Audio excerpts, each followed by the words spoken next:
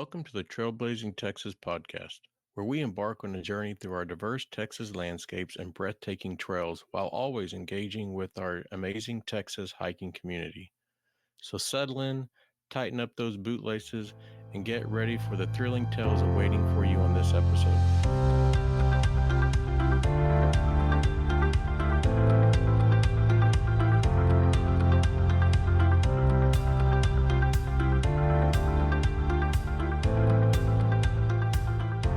And Jennifer, so I guess that's your hardest, huh? No, No? no. What do you got? I think I learned doing bush because that was the only trail that I ever wanted to turn around. I think a lot of it is the eating. I learned that I need to eat a lot right before I even start the trail. I don't know what happened that I just wasn't eating or I didn't eat and every time I would catch up because I'm the slow one in the group, and every time I would catch up to the group, they were sitting there and they're eating and stuff, and I'm like trying to breathe and catch up to them, and when I did, and then I didn't get to eat, like they kept going, and so I just kept going, and then Mark was kind of like back behind with me, and then he went ahead of me, and then at one point I finally stopped and I ate some grapes, and I was just like, I just want to turn around. I just want to turn around. And at that moment, Mark came back and was, and I guess that's when he was turning around, and I didn't know why or what happened. And so he actually didn't summit bush. He turned around, but at that point I went back up, and then I summited bush and ate. And I think a lot of it was because I didn't eat. And I learned from that point that I need to eat a lot before I start the trail, and then make sure that I have good carbs when I'm on the trail. And that's where I learned about, making pizza, pizza the night before and just having it in my pack. And it's easy for me to grab, and it's a carb that I can, burn off on that mountain. And so that was the hardest hike that I've done because of the eating. And also, hopefully you learn to yell at the people you're hiking with, that you get to them, they've already taken a break, and then they start to leave. Yell at them and say, stop, guys. I haven't had a chance to take a break. I haven't had a chance to eat. Yeah, I just Relax felt a like I little was bit. slowing them down. So I didn't say anything, but I Yeah. learned, I used to do that to my stepdad. He called me out, and I never even realized it. I'm ahead, stop. He catches up. I go ahead, and he's like, "Hey, I haven't even got a blah blah blah," and I'm like, "Oh, Yeah. okay." So I Sorry. learned from that, and then Elbert was probably the second hardest, only because of the breathing. Yeah. But other than that, it was good. Like the whole, they're upset about Elbert, and I was like, I was fine. Elbert was good. Like coming down, like so I was coming down, and I saw like two guys going up, but after that, I didn't see anybody like at all going up or down, and I was That's pretty much in the crazy. trees. I was pretty much in Yeah. the trees and just taking my sweet time. Laura did call me several times, and I called her back, and I couldn't get a hold of her, and I don't know what happened. I mean, we did have self-service, but I just couldn't get a hold of them, and whenever they would call, I didn't like hear the phone ring or anything like that. So it's like I don't know what happened. Well, and Jennifer didn't see people, and people didn't see Jennifer. It was a whole experience. Well, because we didn't do as much research as I normally do for this trail, we kind of went with people's opinions and which trail we should do, and we ended up doing the much longer trail. I think I clocked 22 miles at the bottom. Mhm. Yeah. So we should have Yeah. gone north route. There's a shorter version of that. Yeah. So Yeah. we should have started earlier. We started about 3 in the morning. Mhm. Just a lot of mistakes we made. If you're doing a Colorado 14er and you're not at the trailhead at midnight, you're too late. You're not going to find parking. You're not, that was one of the biggest lessons learned for me. We're getting there at 2 or 3 in the morning. There's no parking. I'm having to park 2 miles down the road. So you're just adding on to your day. It was a mess. I was going to say, all in all, it was a great hike. We're going to do pikes. We've learned a lot. So we've got a little group going up September long weekend. So we're researching this one a little better. I'm actually researching this a little bit. And guys, if you need any Colorado information, I definitely will pass you on to my friend Jamie, and he's done all the peaks, and he definitely can help you guys. If there's anything outside of the norm. So this is probably one of my favorite next questions. And Laura, this one goes to you. Oh no. Yes, do you have any common misconceptions that you like to correct hikers on about hiking in Texas? And let me give you an example. This is my favorite one is you don't need a hiking boot to hike in Texas. If you're going off trail at Big Bend or at Guadalupe, yeah, you probably want to have a hiking boot, but just normal hiking, like a nice trail runner, something with a wide toe box. But I always hear that, oh, I got to have hiking boots, and you don't. So that's like one thing that I always giggle about. But do you have anything that you kind of hear? I mean, you guys are active in the Facebook group. I know questions or people wonder about that maybe is a misconception. More than anything, people go, you hike in Texas? I think that's what we Yeah, get a lot is you hike in Texas? Where is there hiking in Texas? Because it's yeah, like, especially West Texas, hmm, you're in East Texas where it's lush. It may not be like, steep hiking, but you can go on a walkabout, right? And so yeah, where are you going to hike in the dirt? And so when you start to tell people, no, there are places and you share a picture, share some pictures with them and they go, wait, that's here? And I thought I had to go like Colorado, or I thought I even had to go to the mountains in New Mexico. And I said, well, they're connected. And I just yeah, don't think people put that perspective together. There is hiking in Texas. yeah. It's a very good point. And I probably I'll go hike the Lone Star Hiking Trail. So I don't know, 10 to 20 miles, and I'll come back with 200 pictures. I'll go to Guadalupe, come back with 300 or 400 pictures, and I'll put these pictures up against anything that somebody would get from New Mexico, Colorado, Mhm. Washington. It's yeah, I think you nailed that one out of the park. That we have such a diversity and such a beauty in Texas that often goes unnoticed. Yeah. It's hostile. That's Teresa's word. It's a hostile environment.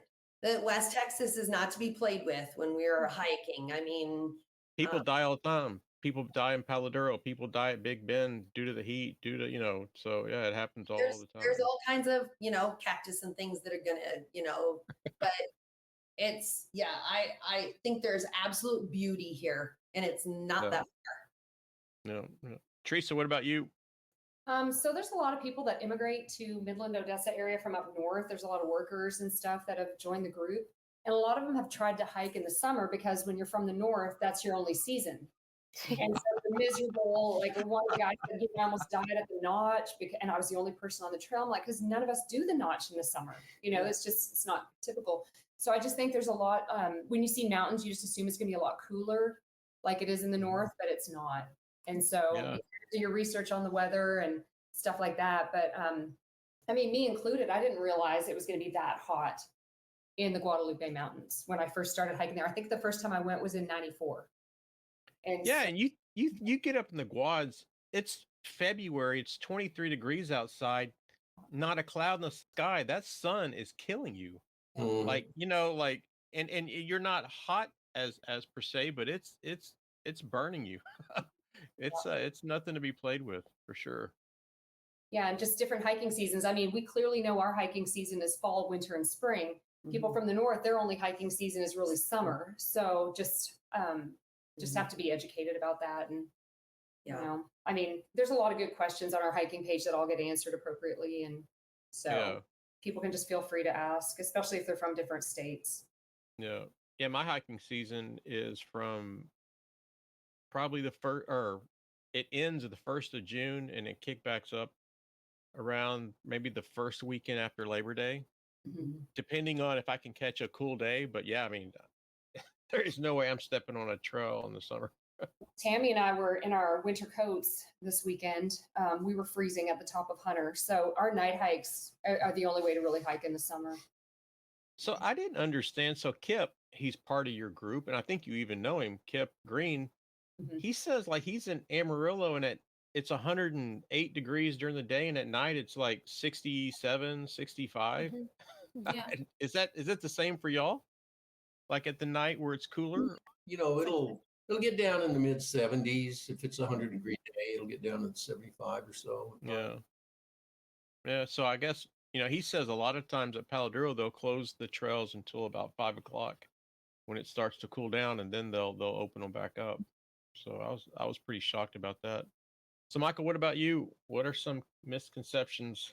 About hiking in Texas. Yeah, that you see. Well, yeah, I would have to agree with you, Jason. I mean, a lot of people don't even know about Big Bend. It is what Laura was saying is people don't understand the opportunities that there are in the state for hiking. I haven't hiked East Texas. I mean, I look at I agree. The pictures you take along the Lone Star Trail and stuff are just absolutely gorgeous. Yeah. People need to get out. You go to any of the parks here, and everybody's about the peaking. Oh, I got to do Guadalupe Peak. I got to do Emory Peak. I got to peak. And they don't understand. There's some trails out there that aren't peaking, that are just, you need to get off of that, because I mean Well, don't say that too loud, because I tell everybody, yes, just stay at Guadalupe Peak. Just stay, so then I don't have to see them. yeah, you don't have to see them. Well, I mean, the thing is, but it's right. Of course, everybody, but I mean, I've done Guadalupe Peak maybe 5 times. It hadn't changed. So it's about time. It's going to be the same peak next time. It's about time you get to that point where I need to branch out. I need to go other things. I tell you, one of the most beautiful trails in Big Bend is Maravillas Canyon. You hike above, it's like Santa Elena Canyon, but you're up at the top looking down at 1,100 feet below you. It's just, and there's nobody on it. I've been on that trail twice, and I saw 2 kids on it once. But yeah, that's the biggest misconception. I don't mind hiking in the, I will hike in the summertime because nobody's on the trail, because Yeah. else is gone. You just you got to understand your conditions and what you're doing. I won't. Yeah. Tammy, what about you? Honestly, I think misconceptions are, that hiking is just a walk in the park, in the sense, like like Pete thought about, just walking through Zilker Park or something, and it's not, I mean, it could be, I guess, but not what we do, because everything we do mostly is in West Texas. And Yeah. that's not Zilker Park. I mean, there's no trees. That's a big one too, is there's no trees for us. Like Pete and I did mule ears in Big Bend. Mm-hmm. There's nothing. Like when you get to the trailhead, and there's 2 trails for mule ears, and we did the one that was supposed to end up at a spring. And let me tell you, the spring is literally a trickle. We made it to the water. We had to find it, but we found the trickle. But there was no shade at all. And we started it at like 7 a.m. But it was, I think the whole thing is 6 miles, 3 out, 3 back, and no shade at 10 a.m. at Big Bend. That's horrendous. Yeah. I think people don't understand in Big Bend, Guadalupe, West Texas in general, the weather changes pretty quickly. Mhm. You can, Big Bend, there was a guy that died at Mule's Ear as a kid, didn't have the right equipment, was trying to make it there and back, and a blizzard came. He couldn't see it coming because, he was heading into like I guess a cliff where the storm was on the other side. It hit him. He was all wet, and he ended up, I guess, dying from hypothermia. But it's documented. Like this thing, Colorado, yeah, the weather happens, but also like we have to really pay attention to that. Guadalupe Mountains, you're up at elevation and 80, 90-mile-an-hour winds hit.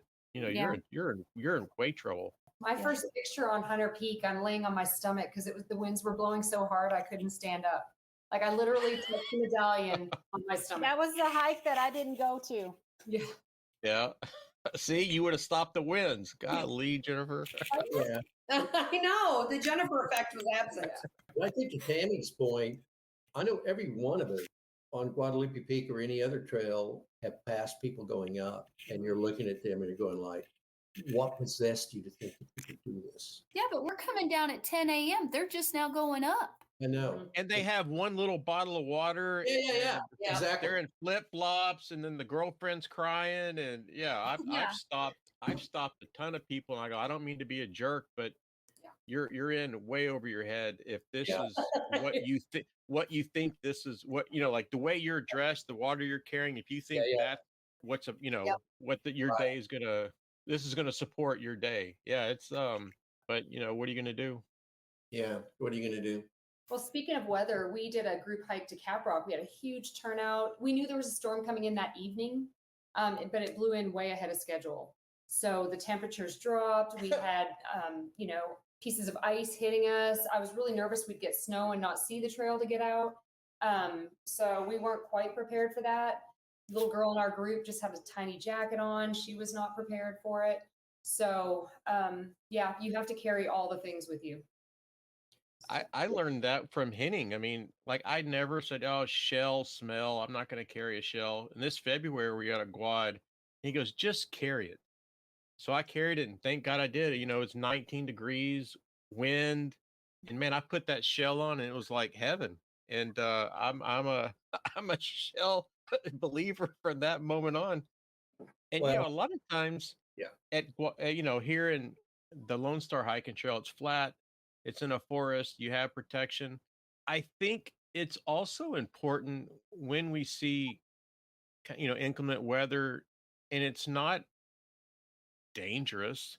Let's say like we okay, it's just going to rain. Is to get out there and hike and test out your equipment. Then it's going to keep me dry, or it's going to keep me warm.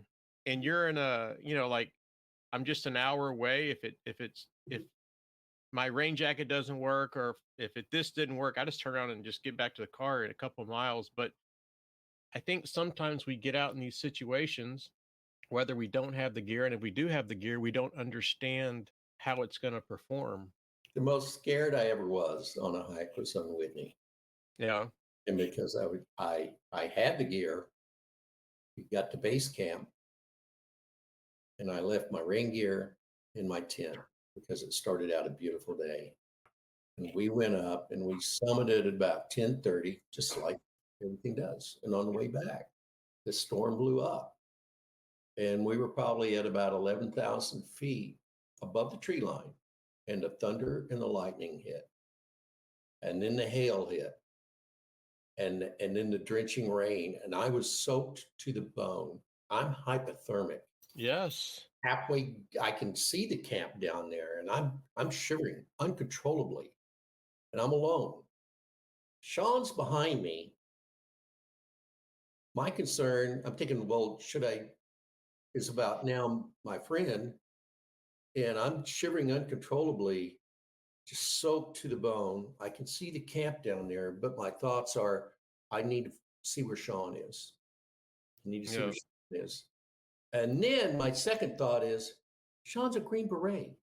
He's a retired Green Beret. He's been through worse shit than this. Why am I worried about Sean? Because if I stay here, I'm going to become a liability to Sean. Exactly. Yeah. I need to get my butt down. Otherwise, he's going to have to deal with me. Yeah. So, I went down there. Well, before I hit the camp, I looked up and I saw him coming down the mountain. So that was relief. I made the right decision there, because I got into my tent and I stripped down and I got into my blankets and I got into my bag and I just started eating everything I could eat. I just, everything I could. And it turned out okay. We got off the mountain that day. We were going to camp again that night. And we just said, let's get out of here, because the rain was just pouring. He said, you're already wet. You're already wet. In the berets, when we're out and we're wet, you're better off just hiking wet than you are trying to, you just need to get down. You need to get down. And so we did. Yeah. And, yeah, that was the most fearful I've ever been on any hike. Yeah. You don't play around with hypothermia. Right. You can't recover from that hardly. That was my mistake. I had the friggin' gear. Like you said, put the shell in your bag. Put the raincoat, put the rain gear in your bag. You know, I mean, put it in your pack. It doesn't weigh shit. It doesn't weigh nothing. Just put it in your backpack. Yeah. We always have our rain gear now and a headlamp. Yeah. every time. You know, like I have 8 backpacks. And one of the backpacks, my favorite one, it's already packed with a date, everything I need. First aid kit, shell, blah, blah, blah. It's already there where I don't even have to think. Headlamp, whether I'm hiking at 9 in the morning, you know, Right. you never know what the day is going to have in store for you. The other You know? lesson I learned on that hike was, and I think this goes down to one of your questions on the advice, and Jennifer brought it up, is I was leading the group and I was tanking it. I was the night before. Now I tried to stay in shape and everything. And the night before, me and Sean went to the grocery store to get the provisions. I'm in there buying protein bars, beef jerky, and all of this stuff. And Sean's in there buying paydays and Snickers, Jolly Ranchers, and all of this junk food that I avoid like the plague. Yeah. Right. So we're going up, and I'm just walking all over the place. And the other girl that was with us, Monique, is a San Diego police officer, but she's also a trophy-winning fitness nutritionist. Sean said, "Well, you're just tanking it. What's wrong?" I said, "I don't know. I just don't have it." He said, "What Slow are you burning. eating?" He said, "What are you eating?" I told him, I said, "I got protein bars, I got jerky." And both of them just looked at me and said, no. Your body, that does you nothing. You don't need protein. You need sugar. Yes. You need sugar. That's why I bought all of that junk food." He said, he handed me a bag of Milk Duds. So I want you to eat half of this bag of Milk Duds. You tell me in 20 minutes how you feel. Yep. And in 20 minutes, he said, "How do you feel, Mike?" I said, "Man, let's go. I'm good." And because the only thing that your body can burn readily is that refined sugar. That's Yep. like popping the Jolly Ranchers, you know, and popping and eating the sugar. You know, I mean, I wouldn't eat it normally, but he said protein is for recovery. You eat the protein at night, or you eat it when you get off the mountain. You eat the protein and stuff. But no, you just so now, I mean, when I go to the gym with these girls, I'm popping Jolly Ranchers in my mouth, 10 minutes or 15 minutes before I go to the gym You to know? get burned, to get that energy, to get that, you know. Our tradition in the morning when he picks us up, he's got a box of maple donuts. Oh yeah, you hike with me. I go to the donut place at 4 a.m. and I've got maple donuts and Oh man, rolls, and that's that's a breakfast. diabetic's paradise. Hey, when I have those mornings, I just take an extra pill. As we start to kind of wrap this up, I'll have 3 questions for you. The last 2 are mandatory. Every episode, I always end with them. But before we get there, what are some essential items that you carry in your backpack? So let's say, again, we're at Davis Mountains and I run into you. What are you going to have in your backpack? The number one thing that I always make sure to have is water. I pack at least the 3 liters, even though I might not use them all. Thank you. The only time I have ever ran out of water was on Mount Elbert and Mount Wheeler, and that was Yep. the 13 and 14,000 feet hikes, and those Mhm. were they were tough hikes. But those are the only time I've ever run out of water. The next thing that I would have is, of course, my food, Your chicken, DiGiorno pizza, pizza. Yep. something carbs, something Yeah. sandwich. Like I was doing Mount Wheeler, and I had a chicken sandwich in a bag on the way up, just trekking it up. So my water, my food are probably my biggest things. And I always carry my sticks. Yep. Of course, I'll have other things, but I think those are the 3 main things. I've gotten better at not using my sticks. The endurance is, as I keep hiking, I've learned not to use them as much, but I still Yeah. have them attached in case I ever need them, because coming down is when that's going to hit Yeah. hard on the knees, and it helps with balance. So my water, my food, and my sticks are probably the main 3 things that I'll always have with me. Okay. Tammy, what about you? Clearly, water and food. but I always have Jolly Ranchers. They're in there now. They're at the side pockets of all my packs. If I put my hand in there, there's Jolly Ranchers in all of them because I Yeah. just load them up and leave them. I always have a jacket. Yeah. My worst fear is being cold. Mhm. I can be too hot. The heat doesn't bother me terribly much. I grew up in West Texas, so heat to me is irrelevant to a point. When it bothers other folks, it doesn't bother me, but I can't be cold. I'll Mhm. shut down if I'm cold. Yeah. So I always have a jacket. I always have my shell, always, as I'm terrified of being cold. But food is priority to me too. I need to eat, but like Mike said, I always have my sugars, but I'm different in the sense that I have to have some protein as well. Yeah. I don't know what it is about my body, but I can't eat too many sugars without having some protein, or I get an upset stomach. So Okay. I have to carry the protein as well. Mhm. And and that's so important. A lot. I think all of you have mentioned this throughout the podcast, and it all relates to how you and your body relate to certain situations, and understanding that, and implementing that into your experience, into your plan. As you start to plan hikes and stuff like that. That's so important to pay attention to this kind of stuff. Yeah. Is Sean? I learned a lot from hiking with him. We did a lot of hiking. Hard, fast rule in the Green Berets, and when they're hiking and they're rucking across the country, is you stop and you eat every 2 hours.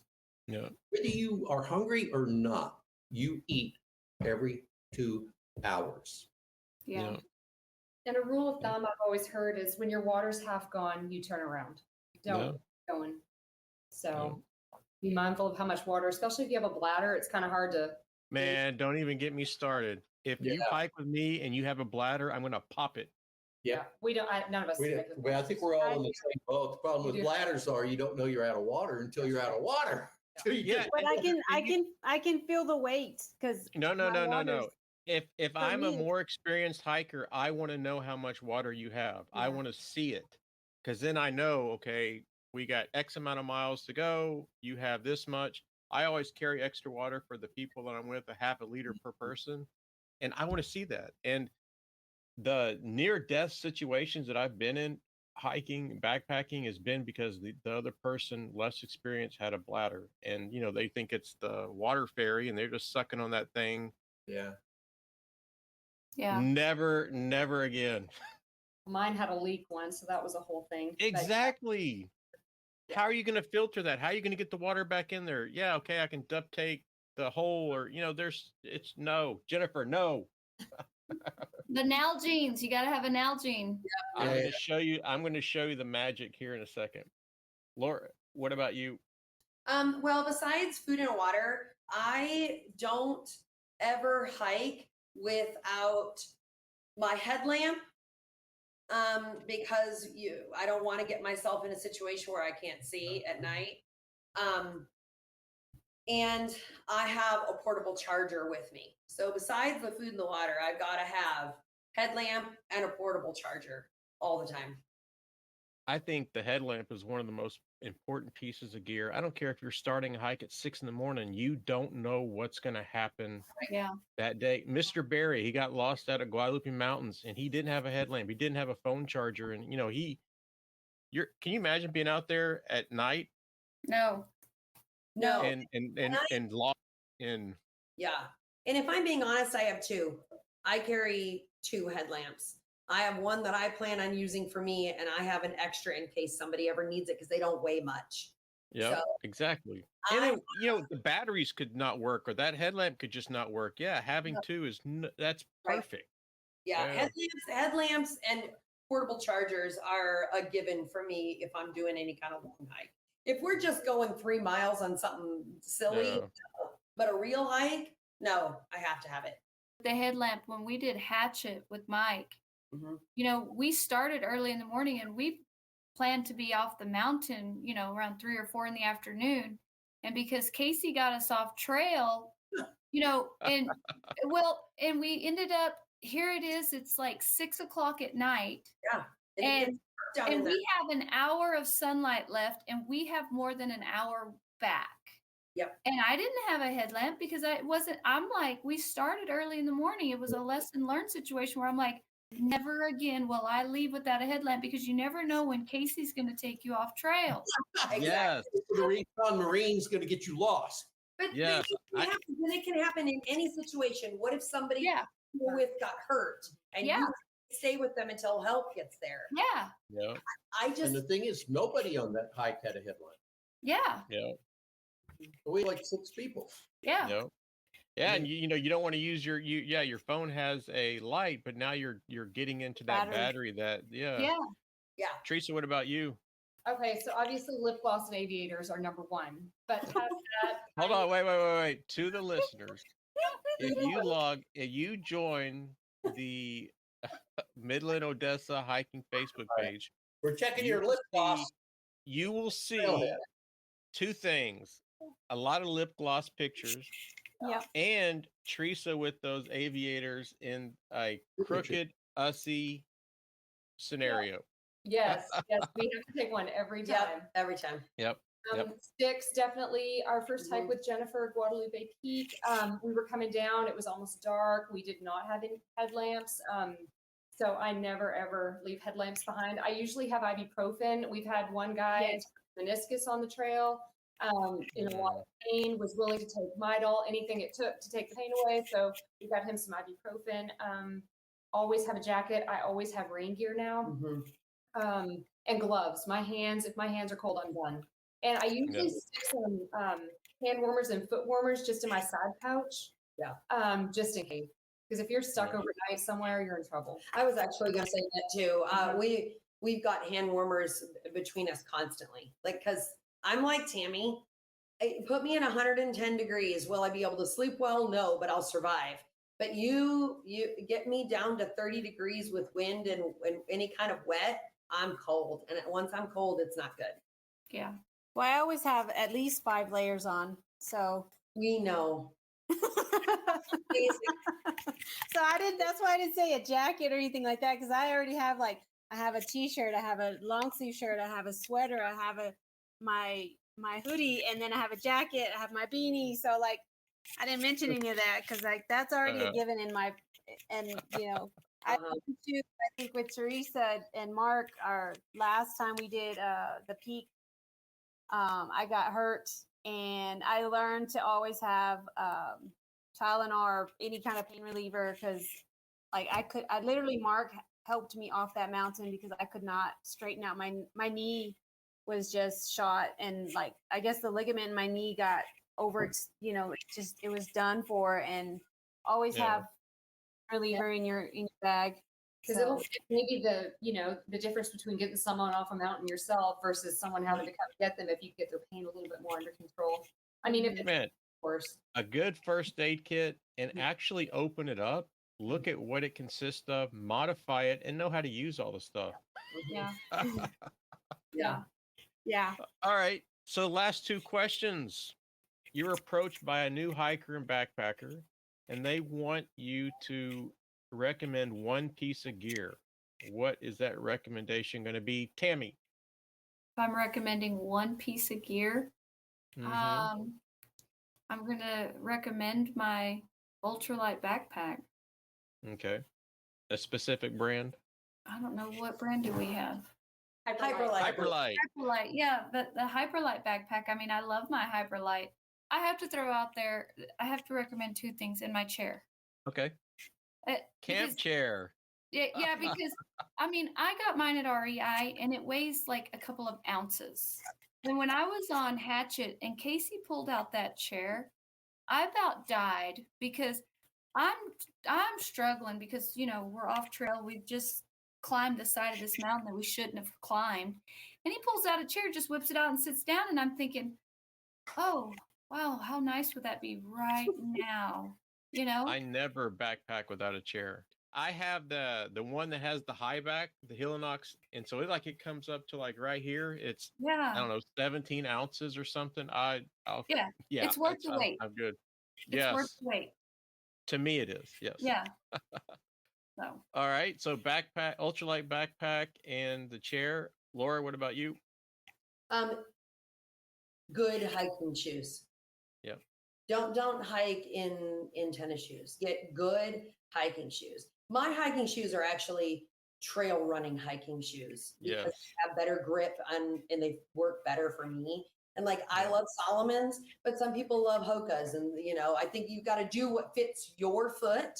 Yes. What's best for you. That's right. But you've got to Yeah. go and try on shoes. Don't be buying it online. Go try on shoes. Figure out the brand that fits your feet and buy it. Take them on the trail and then exchange them. My friend Greg, we were Yeah. doing the Lone Star hiking trails. We were going to through hike it. And REI, he took back 8 pair of shoes before he finally found his ride or Yeah. dies. So Yep. hiking shoes. All right. Michael, Well, I have a whole closet full of hiking shoes. I mean, but what is your one piece of gear? Well, I would look. Well, first of all, if I ran in front of the trail, I'd take a look at them, and depending on the conditions. Personally, Jason, I always hike in boots. It's Yeah. not, I believe that I have to hike in boots, And but that's okay. We're accepting here on the Trailblazing Texas podcast. on the Facebook page, people are, what are the best shoes? The best shoes are the ones that you like. Yep. As long as they're Yep. good shoes. I have an issue with the balls of my feet, so I use Hoka's because they have super cushion. But I also like the boots for the ankle support, because if you twist your ankle and you're out there, especially by yourself, I would have different gear from hiking by myself. I've gotten lazy Yeah, because you've gotten with us. because I've gotten with them. Yeah. If I was by myself, So you're saying there's no challenging hikes anymore for you? no, they're For him, the drive is oh yeah, they are. Yeah. Uh, Say that again, Teresa. I said for him, the drive is challenging. but if they Yeah, didn't, yeah. I would say Word. good shoes. Obviously, I've looked at their Yeah. footwear, and I would say, well, you probably. And if you're in rocky terrain, you need ankle support because you twist your ankle and you're screwed. If they didn't have trekking poles, I'd say you need to get trekking poles. I'm a believer. It saves so much energy. And because you can utilize those coming down, you can utilize them going up, you're able to use your arms, and it saves so much energy. And Even if it's just this much every Yeah. time you take a step, that adds up. It does. It's cumulative. I mean, you can use them as a brace if someone has a fractured leg. You can use them as a stretcher. You can put your jacket on them. They're just multi-use. You need to have them. And I use them not only because all my tents are trekking pole tents. It's a benefit. Hiking alone, I don't do this now, but I know how to read a map. I'm a geologist. I know how to read a map. I would always take a paper copy of the topographic map and a compass. Yes. Just a small compass. Because if you can find north and you can line that up with that topographic map, you can It's in see your it. phone. You can figure it now. Phone. That's The electronic. compass is in your phone. Hold on. You just dropped, Well, Laura, you as just long dropped as- your phone in the water. Now what are you going to do? Yeah, as long as you got coverage, and as long as I'm just telling You no. You can. There's an offline map on your phone, but you just dropped your phone in the water. Now what are you going to do? I have my Garmin watch, and my Garmin watch has the map on it. And then when I get lost, I can tell it to send me back to where I go. And I Yeah. push Yep. that button on my watch, and it tells me where to go. The No, new but Apple Ultra does that too. a paper topographic map never runs out of anything. Yeah. It is. It It's is wet. not. And It fell in the water. you've got bigger problems because if it's like a backpack and you fell in the water, then you're with it. Yeah. There is no water. So it's That's Now you're in hypothermia. I just think redundancy helps. No. Don't depend on your electronics. How many Yeah. people have died out there because they depended on their phone or their electronics? Yeah. A paper map and Because you can't figure out how to use a watch. as simple as something as simple as a compass. And you don't have to be an expert. That No. was a good jab. No. Yeah. Generally, Teresa, what about you? Okay, so initially, when a lot of people start hiking, they have backpacks that don't have the waist strap. And Yes. so the weight's on their shoulders, and they're trying to carry all that water. They're miserable. They've got cramps. So I highly recommend a good backpack with a waist strap. Good. Okay. And know how Alright. to wear it. Know how to wear it Mhm. because I mean it's supposed to sit On right, hips. right on your hips. On your hips. Yeah. Straight off. Yep. You know, learn how to wear your. Go down and size your backpack. Have somebody Oh, yeah. size it Oh, yeah. at the place, you know, and find out what size you need. Yeah. They will fit you with that and show you exactly, you know. I mean, yeah, you don't wear You it know, across your stomach. It's not doing you any good. it's funny Teresa talking about a backpack because the first hike that we went on Hunter, she had I don't know just some regular old Nike backpack or something, and that Mhm. backpack was like Mary Poppins. She opened it up. She probably had 3 jackets in there. She had extra everything. She was probably carrying 40 or 50 pounds worth of Oh, stuff 50 pounds of easily. liquid. Yep. Easily. She couldn't even get it back in once she pulled it out. I know. And I was giving water away on Guadalupe Peak one time. I had like 11 bottles. Like I Oh just, my goodness. Oh my Yes. gosh. Yes. She I would had not carry been- absurd amounts of stuff. I was just so worried nobody else would have their stuff. I just had stuff for everybody. Yeah. Oh, We had one of the I took a friend, a high school friend, his son was born right after we graduated. And so I was, you know, I was learning how to be a father and watching Greg be a father. And his son passed away right after he graduated from A&M with cancer. And so I took Greg out to Guadalupe Mountains, and we were gonna go out to the back country and just take a little piece of Trey's shirt and bury it. And Greg wasn't a hiker, and so we get about halfway up Bear Canyon, and Greg has his backpack, and he's struggling, right? Struggle bus, and because it's hard, right? And that was kind of the goal was I was gonna hike the shit out of him, just so he would come to the realization that you can get through this. You can get through a lot. you can do hard And things. so he had his backpack across the trail, and I grabbed it and I couldn't pick it up. And I was like, what in the heck do you have in here? He had 15 bottles of water. He had a metal shovel. He had What was the shovel for? To bury because the we were ship. going to dig. And Oh. so, and then Michael, you know, MREs, you know how heavy those things are. Yeah. He had 8 MREs. Oh, That's like what 4 or 5 pounds per MRE. So yeah, Mhm. I ended up taking a lot. Well, anyway, make a long story short, yeah, it's I don't even remember what direction I was going with this, but yeah, it's but so I'm gonna blow your mind with my favorite piece of gear, and if I don't know if you've listened to any of the podcasts, you would definitely know what it is, and it's this Trekker Joe water bottle sleeve holder, and the reason why is it does not support a bladder. It's procured in Texas by a Texas family in the hill country, Trekker Joe's, and this thing fits on your shoulder strap of your backpack. Oh. And the amazing thing is with one hand, I don't need to stop. I don't need to take off my backpack. I can't bend my arms back to grab my water bottles. So And it's here, this piece of gear, it hooks here. And the most amazing thing about it, and I stumbled across this by mistake, is we had a big water carry McKittrick Ridge, and so I had 2 of these, and so I had 2 liters on the front, 2 liters in my hip belt, and a liter in my backpack, and the weight distribution of having the water like that was incredible on my backpack, on my hyperlight backpack. I have Mhm. hyperlight, I have Z packs, I have tons of great gear. This is the only piece of gear that was a game changer for me. So as a listener, if you don't have a Trekker Joe's water bottle sleeve holder, man, you're missing out. Do you get a commission on this? I do not.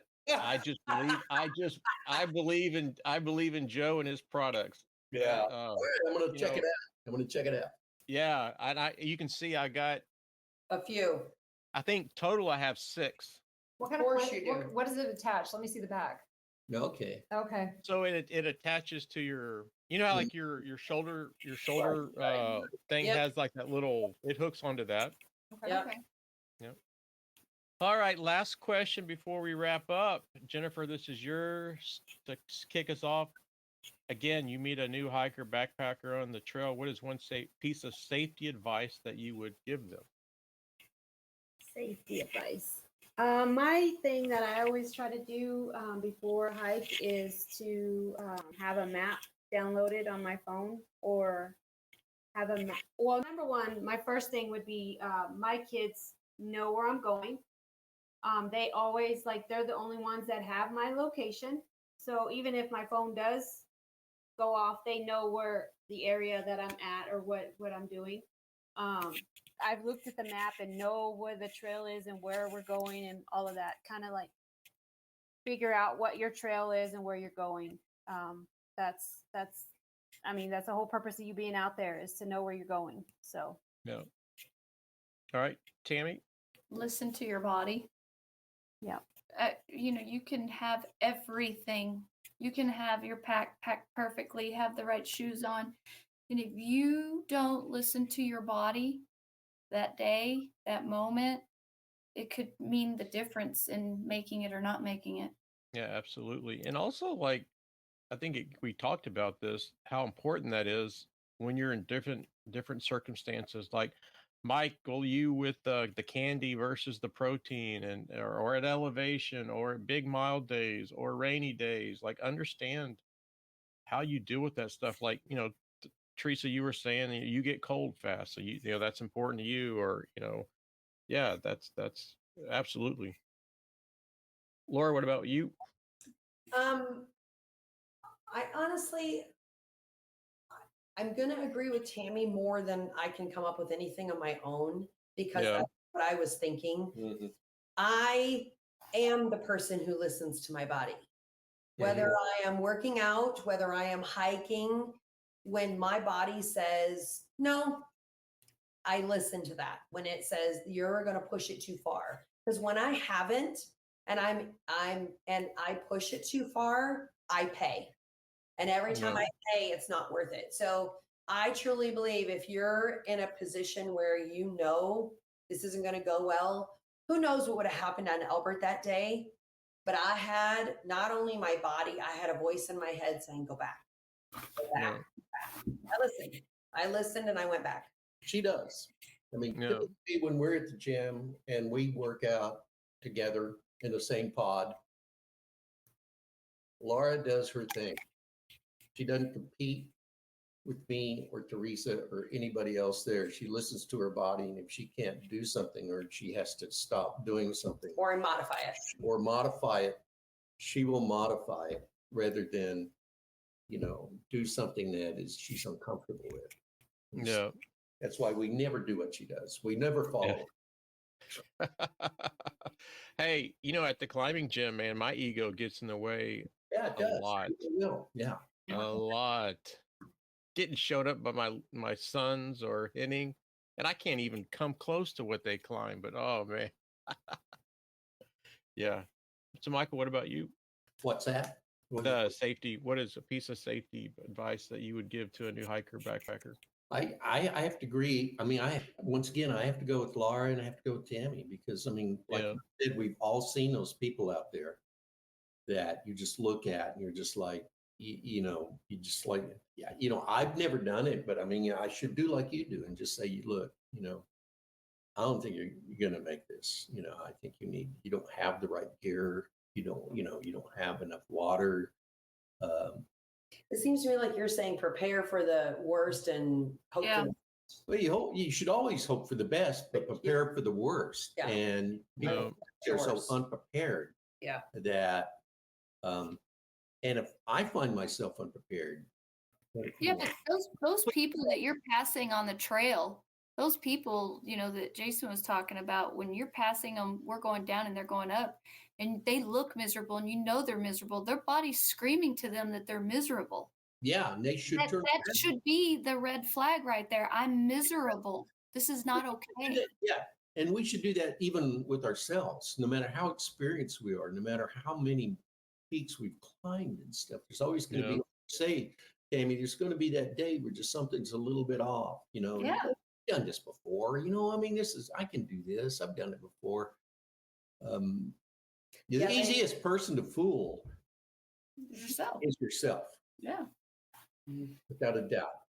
Yeah, they And, don't all have cookies in their pack like Mike or like Pete. on Yeah. Bumble. Him and Yeah. his cookies. I'm like, where's he getting those? don't- Okay, so mine's always going to be do your research. You have All Trails, you have YouTube, you have TikTok now. Do your research that trail, and know your fitness ability. Mhm. Just know And you have the Trailblazing Texas podcast. you. Yeah, we do. We got you. We have anything questions on Guadalupe's, you're the man to. Yes. I mean, those probably You know, better than anybody I know Well, for these sure. hiking websites like ours even is an excellent resource. There's so Yes, many and the websites. people are so nice and so willing to help. There's no way you should step on a trail and be unprepared. Yeah. This day and age. Yep. Back in Michael's day, when he was a young pup, maybe so, but not now. Not now. There's no way. All the technology we have. Yeah. Yeah. And our goal with this group is to get people out hiking. We take all hikers. We don't care if this is the first time you've been. We've had a lot of people first time hiking, and they'll show up with Yeah. God knows what, but they Yeah. just because they don't know. Yeah. But I mean, that's when our experience can help them to learn to be a better hiker, what they need, and things like that. I mean, we don't necessarily tell them what to show up with, but certainly we take a look at them. And a lot of this we didn't know. I mean, we've learned a lot. I've learned a lot from hiking with more experienced hikers, like the nutrition, things like that. Yeah. Like leaving my raincoat. I mean, these are the things that stick with the back of your mind. And the thing that I did last time that didn't work out, don't do that again. Yeah. And so but you got to get out and hike to learn those things, or hike with more experienced people who can Yeah. give you this advice. But I mean, we want to invite everybody to come out hiking with us, I mean, because Yeah. we love, that is our goal, to get people interested in it. That's, and so. I know there are people out there that were feeling like me. Like, I know that there were people who wanted to be outside and wanted people to go hike with and do those kind of things with, and I didn't even know where to find them. And so I feel like there's more and more resources, and obviously Midland Odessa Hiking Group, the Texas podcast, everything that we're doing gives people more of that. When I met Teresa in April of 21, I was planning on moving. I was leaving. I wasn't going to be in our area anymore. I was going to Colorado because I wanted to find like-minded people, because I was convinced no one in West Texas was like-minded like me. I was convinced nobody wanted to hike or kayak or just be outside. And I thought, I'm not going to find anybody. And that one moment shifted everything for me. And now I can't even imagine living anywhere else because of the people that we formed, the relationships that we've built, because of what started with Teresa, Mark, then Jennifer, and it just grew and it grew. And now here we are. Yeah. Yeah. When I retired, I was seriously contemplating moving, because there's, I'm a geologist. There's no really geology here. It's flat. You don't even worry about your dog running away because you can see him for 3 days. It's like, Yeah. But then I ran into these people, and Tammy, Jennifer, and the people that aren't on here that are within our core group, and it's like having friends. And I mean, we're really family now. I mean, it's not friends. I mean, we're just really like family now. We look after each other, not just on the trail. Yeah. We're there for each other if somebody needs anything, regardless of, it doesn't have to be anything to do with hiking. I mean, we just keep an eye on each other. It's Well, just we great. work hard. You're retired. Yeah. Yeah, I think real quick, just to go back, like my most important safety advice for someone new, and it comes with, you don't have to have an income or anything outside of just starting. Let someone know what you're going to do, your itinerary, Yep. where you're going to be, when you're going to start, how many miles, when do you expect to be done, when do you expect to be back home. And if you get to the trailhead and your plans have to change, let that person know. And if they don't respond back to you saying, yes, I got it, I know you're changing, don't change. Just call it a day and go back home or go to the bar or wherever. But if you commit to an itinerary, stick to it. Oh, just that's why we like to have our posts, like our Facebook posts, which trail we're doing, what time we're leaving, just Yeah. we'll always know where we're at. But one thing I really appreciated in Leadville, Colorado, we stayed at the roadway, and the man working the desk was also just happened to be search and rescue. So we filled out forms with all of our information, phone numbers, which mountain we were climbing. And if he didn't hear back from us at this particular time, he was coming looking for us. Oh, nice. Yeah. And So- also too, I always, for me, I always take a picture at the top and I send it to my kids, so they know that I made it up to the top and that we're coming down. Yeah. Or when we get down, I let them know, hey, we're down from the mountain. Yeah. That's one of the things that I always do. But it's that communication, and you don't need any special subscriptions or anything. It's just Mhm. something that probably everybody has. And it'll definitely save your life. Yeah. All right. Well, I want to thank each and every one of you for coming on the podcast. And again, to the listeners, the best Facebook hiking group that I have been a part of is the Midland Odessa Hiking Group. Please join it, especially as I said, I don't know, 30 times in the intro. If you're a woman and you have any doubts about hiking safety and all this stuff, this group is cored and led by strong women. You will fit right in. You will, like, Strong Mike. And then me. yeah. Michael, he's the protector. I am the shepherd. And also, like, to the listeners, you're going to have some adventure. You're going to have fun. You're going to feel loved. You're going to feel respected. You're going to feel, Mike, you said it, like, it's family. And, and yeah, join it and you will not regret it. But again, Tammy, shit show, Jennifer. Oh, wait, I forgot to ask. So are all of you part of the shit show, or is it just, yeah? Yeah, to the listeners, they're called the shit show, and I don't know why. Maybe, after you listen to are the a shit podcast, show. you'll figure it out. But again, I don't know that I would have wanted to start this endeavor, this podcast, and I don't know where it's going to end up, without having you guys on. We've shared not a whole lot of hikes, just the one, but it was special enough for me to have you on, and I greatly appreciate you taking the nearly 3 hours of your Tuesday night and joining me on this. You're welcome. Thank you, Jason. Thank you. Thank you. On Tammy and my first day of school to boot. Oh yeah, and it's their yeah. So, We're so, tired. so's Lori. So again, I greatly appreciate it, and I will definitely let you know when this is going to be dropping. And again, thanks so much. And to the listeners, join that group. Bye. Thanks. Bye. Bye-bye. Bye, guys. And that wraps up another exciting episode of the Trailblazing Texas podcast. We hope you enjoyed the episode today, and stay tuned for our next episode, where we will pick back up where we left off and guarantee to uncover many more hiking gems and share many more tips to enhance your experience on the trail. Until then, happy trails and happy hiking.